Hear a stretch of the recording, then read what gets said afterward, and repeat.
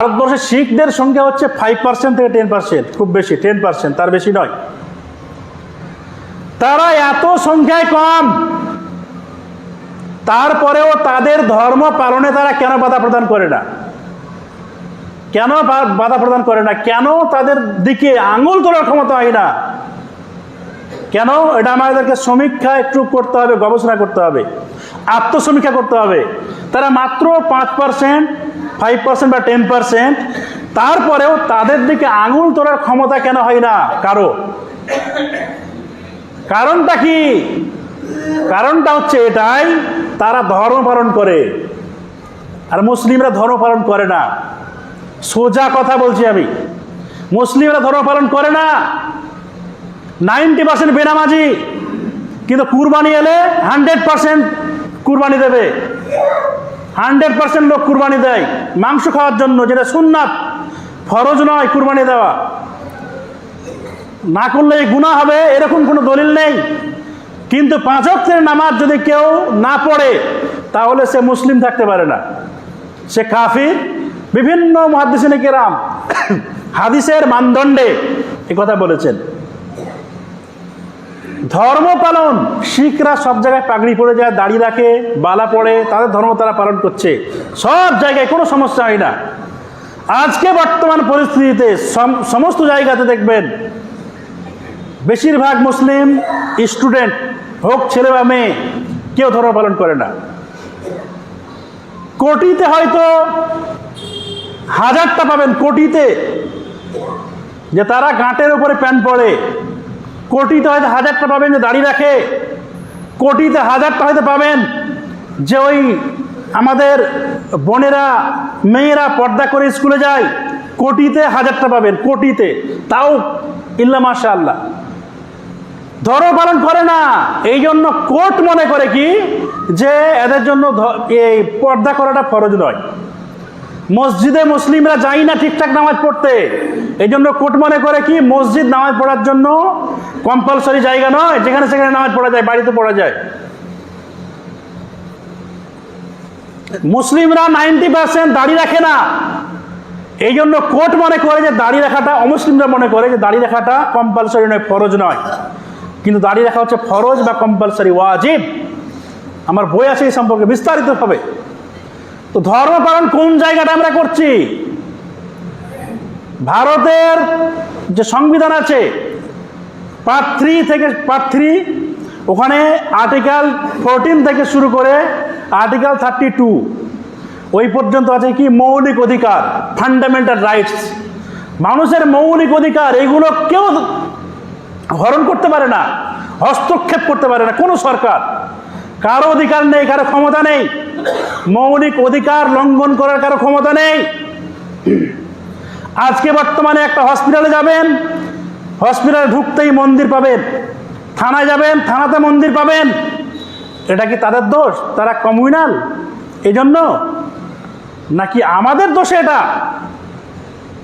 আমরা যদি নামাজ পড়তাম, প্রত্যেকটা ডিপার্টমেন্টে যদি মুসলিমরা নামাজ পড়তো, তাহলে মসজিদ থাকতো, হসপিটালও থাকতো, থানাতে থাকতো, স্কুলও থাকতো। স্কুলে যেমন সরস্বতী পূজা হচ্ছে, অনুরূপভাবে নামাজও হতো যদি স্টুডেন্টরা নামাজ পড়তো।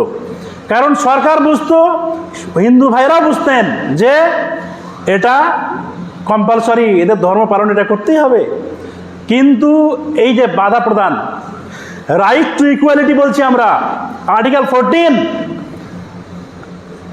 রাইট টু ইকুয়ালিটি, সকল মানুষ সমান, আইনের দৃষ্টিতে সবাই সমান, সেটা তো আমাদের করে নিতে হবে। আমাদের কথা দেবে না যে তোমরা এটা নাও। আজকে আমরা মুসলিমরা নিজেদের ধর্ম পালনের ক্ষেত্রে এতটাই ব্যর্থ, যেখানে বলছে কি article 14 of the constitution of India, ভারতবর্ষের সংবিধান, সেটা কি বলছে? স্টেট শ্যাল নট ডিসক্রিমিনেশন, মানে রাজ্য বা রাষ্ট্র কখনোই বৈষম্য করতে পারে না। কিসের জন্য? ধর্মীয় কারণে বা জন্ম এখানে ওই পশ্চিমবঙ্গের বা বিহারের বা আসামের বা গুজরাটের বা মুম্বাইয়ের বা কলকাতার যে কোনো জায়গাতে যার জন্ম হোক না কেন, কাস্ট যে কোনো ধর্মের লোক হোক না কেন, সরকার বৈষম্য করতে পারে না, সকলকে একই দৃষ্টিতে দেখতে হবে। তো আজকে যদি আমরা বর্তমানে ধর্ম পালন করতাম তাহলে কি তারা বাধা প্রদান করতো? আমরা তো নিজেরাই ধর্ম পালন করি না। যদি কোনো ডিপার্টমেন্টে চাকরির জন্য যাই, আমরা নিজেদের দাড়ি কেটে যাই, তাহলে যে সমস্ত ডিপার্টমেন্ট ওরা কি ভাবছে যে দাড়ি রাখাটা কম্পালসরি নয়, ঘাটের উপর প্যান্ট পরাটা কম্পালসরি নয়, ফরজ নয়। তারা তো আর কোরআন হাদিস পড়েনি। লাকাদ কানা লাকুম ফি রাসূলিল্লাহি উসওয়াতুন হাসানা, সূরাতুল আহজাব সূরা 33 আয়াত নম্বর 21। অবশ্যই মুহাম্মদ সাল্লাল্লাহু আলাইহি ওয়াসাল্লামের আদর্শ হচ্ছে তোমাদের জন্য উত্তম আদর্শ, জীবন আদর্শ। নবী কারীম সাল্লাল্লাহু আলাইহি ওয়াসাল্লামের জীবন আদর্শ সেটাই হচ্ছে উত্তম আদর্শ। কাদের জন্য? আমাদের জন্য, নিদর্শন স্বরূপ। অর্থাৎ রাসূলুল্লাহ সাল্লাল্লাহু আলাইহি ওয়াসাল্লাম, সাহাবায়ে কেরাম রাদিয়াল্লাহু আনহুম, আল্লাহ বলেছেন না সূরা বাকারা সূরা নম্বর 2 আয়াত নম্বর 137, ফাইন আমানু বিমিসলি মা আমানতুম বিহি ফাকাদ ইহতাদাও। যদি তারা তোমাদের মতো ঈমান নিয়ে আসে তাহলে হেদায়েত প্রাপ্ত।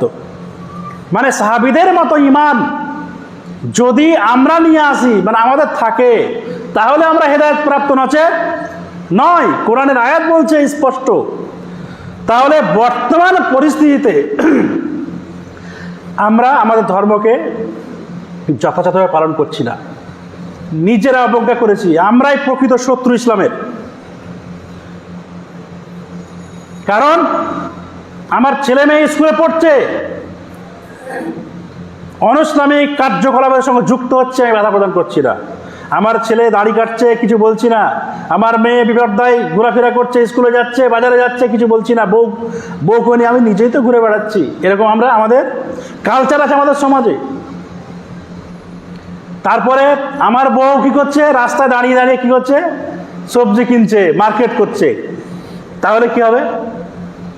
বর্তমান পরিস্থিতিতে যদি আমি নিজে, প্রত্যেককেই বলছি, আমরা নিজেরা যদি পরিবর্তন না হই তাহলে কখনোই দেশের উন্নতি হবে না। সমাজ তো অনেক দূরের কথা।